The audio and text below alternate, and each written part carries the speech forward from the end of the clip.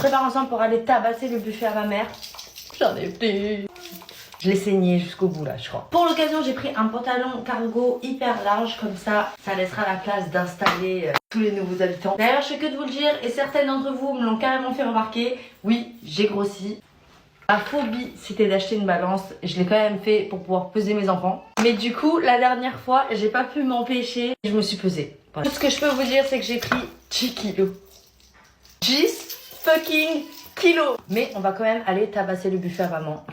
Après tout, c'est que des kilos, rien ne m'en empêche. En ce moment, je songe de plus en plus à déménager sur Paris. Sauf que niveau dossier, pour trouver un appartement ou une maison, ça va être die pour moi. Pour beaucoup qui le savent, notre métier, entre guillemets, d'influence est pas vraiment considéré comme un métier. Souvent, les gens, quand ils arrivent à déménager, c'est souvent à cause du travail. Genre, ils arrivent à se faire muter et tout. Nous, c'est pas trop possible. Ni Eric, ni moi travaillons dans des bureaux ou des entreprises qui pourraient nous muter quelque part. Bref, c'est une vie qui n'existe pas pour nous. Je l'ai bientôt fini. Heureusement que j'en ai un deuxième en rab. Cette base de chez Bobbi Brown, elle est juste incroyable. Moi, je l'adore. En plus, elle a une super bonne odeur. Elle est enrichie en vitamines et tout. Grave cool. Un jour, je vous ferai une vidéo avec mes favoris skincare et mes favoris make-up, genre. Bref, si vous êtes ou si vous connaissez de la famille ou quoi qui ont déménagé sans avoir de mutation de travail ou quoi que ce soit, dites-le moi. Je suis toute oui. Je fasse hyper vite mon make-up parce que bon, ils sont déjà prêts. Je vais faire en mode soft, mais je voulais quand même me maquiller parce qu'en fait, je voulais tourner une vidéo où je mange au resto de maman. J'avais fait ça une fois et les gens avaient grave kiffé. Même les vidéos où je montrais le resto à maman, c'était grave apprécié ce genre de vidéo. Du coup, ça y est, c'est fini. Eric ne travaille plus au resto de maman, donc il va se remettre au chômage et du coup m'aider à garder les enfants et je pourrais me mettre un peu plus sur les vidéos. Parce que je sais pas si vous l'avez remarqué, mais j'étais hyper absente ces temps-ci, tout simplement parce que c'est hyper chaud en vrai de faire des vidéos et garder des enfants en même temps. Plus mélanger aussi le ménage, les tâches de la vie quotidienne, on va dire. Je suis pas un robot, je suis un être humain, donc au bout d'un moment, c'était juste impossible. Parce que les moments un peu chill, j'en profitais pour me reposer. Souvent, je finissais par m'endormir,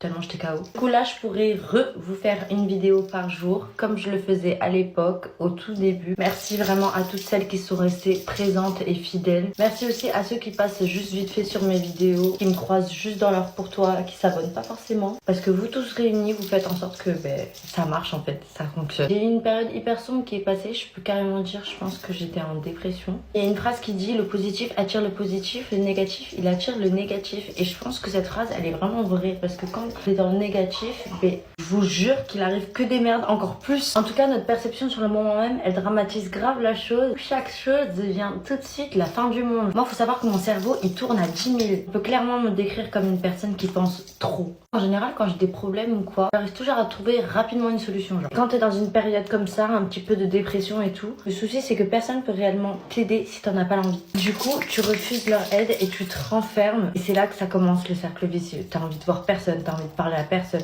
t'as envie de t'approcher de personne. Tout problème est un drame. Tout drame, c'est carrément la fin du monde. Tout problème n'a plus de solution. Ça arrive à un point où tu ne fais même plus ce que tu aimes faire de base. Le problème avec les personnes comme moi qui vivent ce genre de situation, c'est que vu qu'on est têtu, il faut vraiment qu'on se pousse nous-mêmes. Personne ne peut nous aider. Du coup, j'ai décidé de sortir de ce cercle vicieux parce que j'en veux plus. C'est hyper toxique, c'est hyper anxiogène, c'est hyper autodestructeur, ce que vous voulez. À celle qui vit ça, courage, c'est qu'un temps, je vous le promets, et moi je fais plein de gros bisous.